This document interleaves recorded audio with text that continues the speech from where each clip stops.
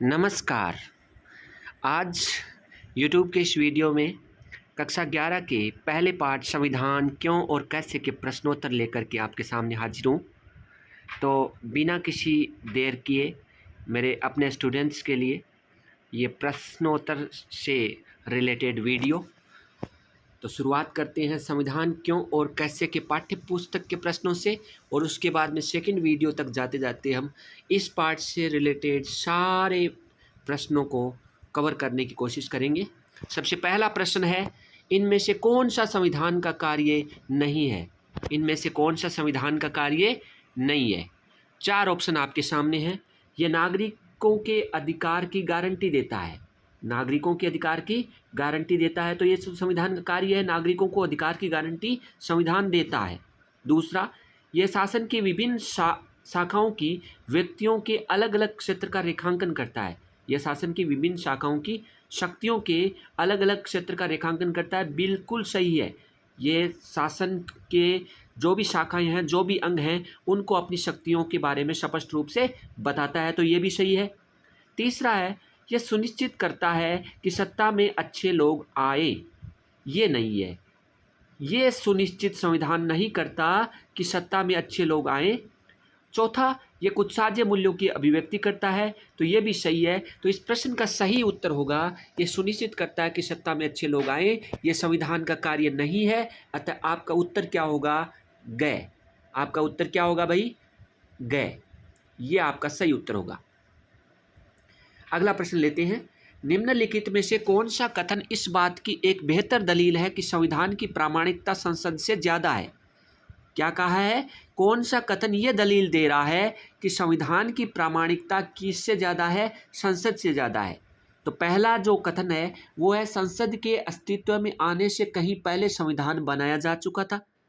बिल्कुल, संविधान संसद के अस्तित्व में आने से पहले बनाया जा चुका था, लेकिन ये बेहतर दलील नहीं है कि संविधान की प्रामाणिकता संसद से ज़्यादा है।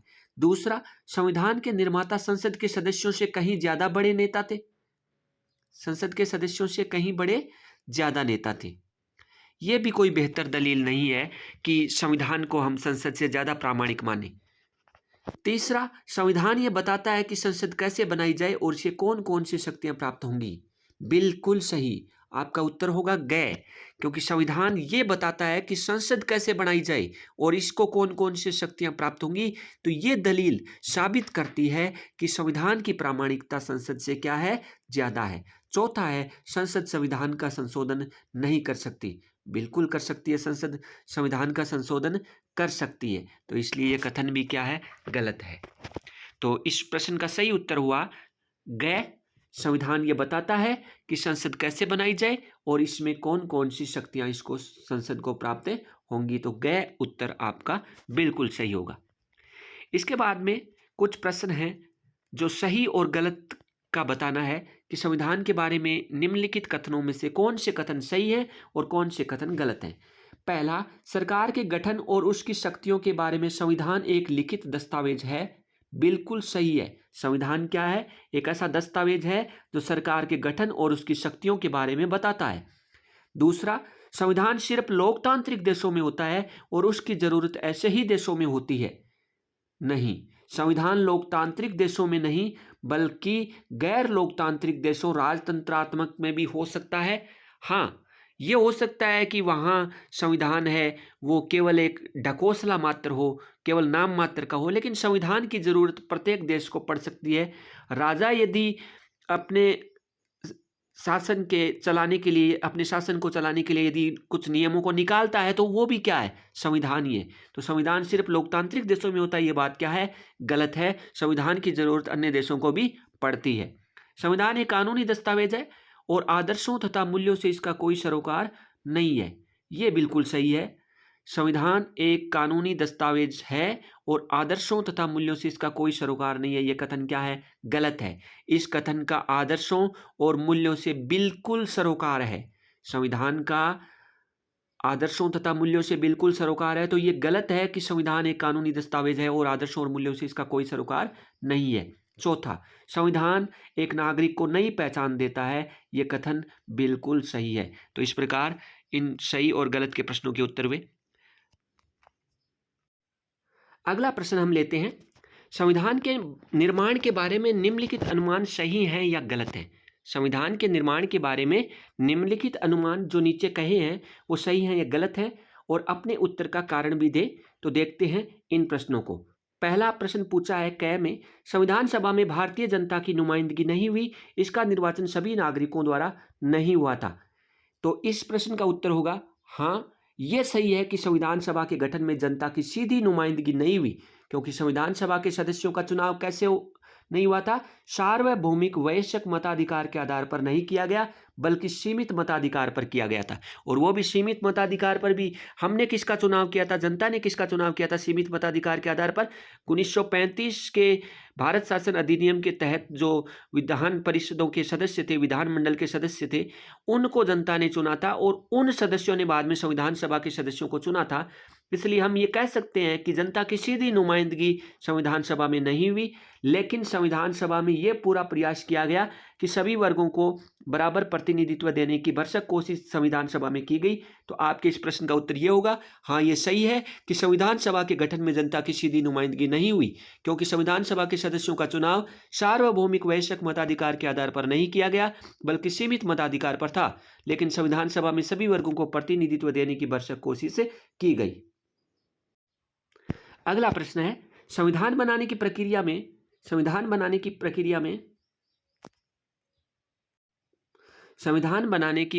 में कोई बड़ा फैसला नहीं लिया गया, क्योंकि उस समय नेताओं के बीच संविधान की बुनियादी रूपरेखा के बारे में आम सहमति थी। नहीं, यह कथन बिल्कुल गलत है, यह सही नहीं है। संविधान बनाने की प्रक्रिया में बहुत बड़े बड़े फैसले लिए गए थे, तथा अधिकतर बुनियादी मसलों पर संविधान सभा के सदस्यों में आम सहमति भी नहीं थी। केवल एक ऐसा मसला था जिस पर संविधान सभा में आम सहमति थी, वो था सार्वभौमिक वयस्क मताधिकार का फैसला। बाकी सभी फैसलों पर संविधान में विचार विमर्श हुआ, वाद विवाद हुआ, और उसके बाद आम सहमति बनाने के प्रयास किए गए। पहले से कोई आम सहमति संविधान सभा के सदस्यों में बुनियादी मसलों को लेकर नहीं थी।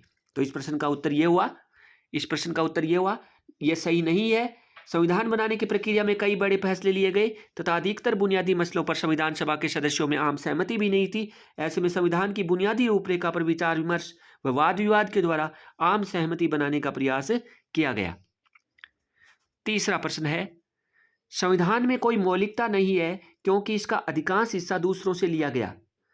देखिए, इस प्रश्न का उत्तर यह होगा, हालांकि संविधान के बहुत से भाग दूसरे देशों से लिए गए हैं, लेकिन यह कहना गलत होगा कि संविधान में कोई मौलिकता नहीं है, क्योंकि यह कोई नकलची मानसिकता का परिणाम नहीं था। ऐसा नहीं था कि हमने दूसरे देशों से कोई प्रावधान लिया है तो हमने उनकी नकल की है, बल्कि हमने अपनी समस्याओं और आशा के अनुरूप सर्वोत्तम चीज़ों को पूर्णतः बौद्धिक कसौटी पर परख के ग्रहण किया है। यानी हमने किसी देश से कुछ हिस्सा लिया भी है तो वो पूर्णतः बौद्धिक कसौटी पर परख के लिया गया है, और हमारी अपनी समस्याओं और आशाओं के अनुरूप यदि हमें कोई समाधान मिल रहा है तो उस भाग को हमने दूसरे देशों से ग्रहण किया है। इसके अलावा भारतीय संविधान के अनेक देशी स्रोत भी हैं, जैसे भारत सरकार अधिनियम 1935 है, नेहरू रिपोर्ट है जो कि 1929 में प्रकाशित हुई थी, तथा अन्य कई ऐसे अधिनियम हैं जिनसे हमने संविधान में कोई न कोई भाग, कोई न कोई हिस्सा लिया है। तो इस प्रश्न का उत्तर यही होगा कि संविधान के बहुत से भाग दूसरे देशों से लिए गए हैं, लेकिन यह कहना गलत होगा कि संविधान में कोई मौलिकता नहीं है, क्योंकि यह कोई नकलची मानसिकता का परिणाम नहीं था, बल्कि हमारी अपनी समस्याओं और आशा के अनुरूप सर्वोत्तम चीज़ों को पूर्णतः बौद्धिक कसौटी पर परख के ग्रहण किया गया। ठीक है। अगला प्रश्न, भारतीय संविधान के बारे में निम्नलिखित प्रत्येक निष्कर्ष की पुष्टि में 2 उदाहरण आपको देने हैं। ये कुछ कथन हैं और इनकी पुष्टि करनी है आपको। पहला कथन है, संविधान का निर्माण विश्वसनीय नेताओं द्वारा हुआ, उनके लिए जनता के मन में आदर था। बिल्कुल सही बात है, भारतीय संविधान का निर्माण विश्वसनीय नेताओं द्वारा किया गया और उनके कार्य के प्रति जनता के मन में भी क्या था, आदर था। क्योंकि कुछ ये देखिए, ये उदाहरण है, ये आपको बताएंगे कि जनता के मन में आदर था। देखिए, संविधान निर्माण करने वाली जो संविधान सभा थी, उनमें आज़ादी के आंदोलन के वो सभी नेता भी शामिल थे जिसमें जनता का अटूट विश्वास था। इसके अलावा भारतीय संविधान निर्माताओं के प्रति जनता के मन में आदर था, क्योंकि उन्हें राष्ट्रीय आंदोलन की विरासत भी हासिल थी। तो ये कुछ कारण थे जिससे जनता हमारे नेताओं पर बहुत अधिक विश्वास किया करती थी, और इसीलिए भारतीय संविधान इतना लंबा चला है और आगे बहुत लंबा चलने वाला है। इसीलिए क्योंकि हमारे उन नेताओं पर समस्त जनता का विश्वास था और समस्त जनता उनको आदर के भाव से देखती थी। अगला प्रश्न वह है ख संविधान ने शक्तियों का बंटवारा इस तरह किया कि इसमें उलटफेर मुश्किल है। संविधान ने शक्तियों का बंटवारा इस तरह किया कि उसमें उलटफेर मुश्किल है। तो भारतीय संविधान में शक्तियों का वितरण आंसर होगा इसका। भारतीय संविधान में शक्तियों का वितरण विधायिका, कार्यपालिका, न्यायपालिका और निर्वाचन आयोग जैसी संस्थाओं में किया हुआ था, जिससे चाहकर भी कोई एक संस्था किसी तरह का उलटफेर नहीं कर सकती। यदि एक संस्था संविधान को खत्म करने की कोशिश भी करे तो वो ऐसा नहीं कर सकती। इसके अलावा सरकार की सभी संस्थाओं को इस तरह से संतुलित किया गया ताकि वे लोकतांत्रिक और जन कल्याण के लिए प्रतिबद्ध रहे। अतः कहा जा सकता है कि भारतीय संविधान में उलटफेर क्या है, बहुत ही मुश्किल है। अगला प्रश्न गया में है, संविधान जनता की आशा और आकांक्षाओं का केंद्र है। जी हाँ, ये बात बिल्कुल सही है। संविधान जनता की आशाओं और आकांक्षाओं का केंद्र है। उदाहरण देखिए, भारत की हमेशा से ये आकांक्षा इच्छा रही है कि भारत में कोई जातिगत भेदभाव नहीं हो, सब लोग समान रहें, और हमारे संविधान में वो सभी उपबंध किए गए हैं जो इस प्रकार की समानता को क्या देते हैं, बढ़ावा देते हैं। इसी प्रकार, क्योंकि ये प्रश्न केवल भारतीय संविधान को लेकर के नहीं पूछा है, ये समस्त संविधानों को लेकर पूछा है, तो हम इसमें अफ्रीका का उदाहरण भी दे सकते हैं। अफ्रीका में भी नस्लीय भेदभाव मिटाने में सक्षम संविधान बनाया गया, जिसकी आकांक्षा हमेशा से अफ्रीकन नागरिकों को रही है। अगला प्रश्न होगा क्वेश्चन नंबर 3, किसी देश के लिए संविधान में शक्तियों और जिम्मेदारियों का साफ साफ निर्धारण क्यों जरूरी है। बिल्कुल स्पष्ट प्रश्न है कि किसी भी देश के संविधान में शक्तियों और जिम्मेदारियों का साफ साफ निर्धारण क्यों जरूरी है, और इस तरह का निर्धारण न हो तो क्या होगा। देखिए, इस प्रश्न का उत्तर ये होगा, किसी भी देश के लिए संविधान में शक्तियों और जिम्मेदारियों का साफ साफ निर्धारण इसलिए जरूरी है क्योंकि यदि ऐसा नहीं होगा तो सरकार के अंगों और प्रशासनिक संस्थाओं को अपनी शक्तियों और जिम्मेदारियों का स्पष्ट रूप से पता नहीं होगा कि अपने कौन कौन से क्षेत्र हैं। तो ऐसे में वो एक दूसरे के क्षेत्रों में क्या दे सकते हैं, दखल दे सकते हैं, जिससे विवाद या अनिश्चितता की स्थिति बन सकती है। अतः संविधान में शक्तियों का निर्धारण साफ साफ होना क्या है, जरूरी है।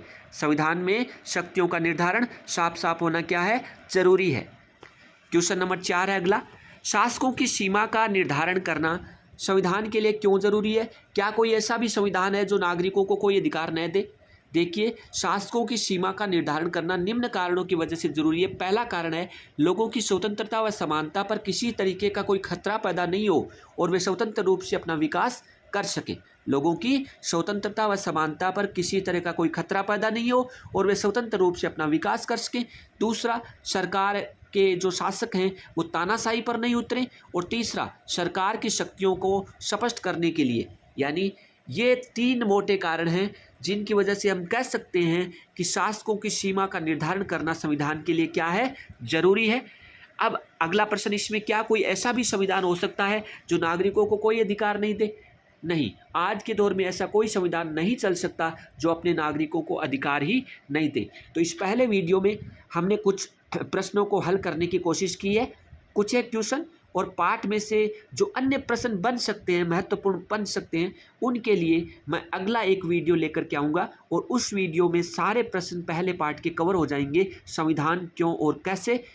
तो ज़रूर सुनिएगा और चैनल को सब्सक्राइब भी कीजिएगा ताकि आगे भी जब भी मैं इन पाठों से रिलेटेड जो प्रश्न उत्तर हैं या पाठों से रिलेटेड जो शानदार पाठ्य सामग्री है वो डालता हूँ वीडियोज़ के माध्यम से, तो वो आप तक पहुँच जाए। धन्यवाद।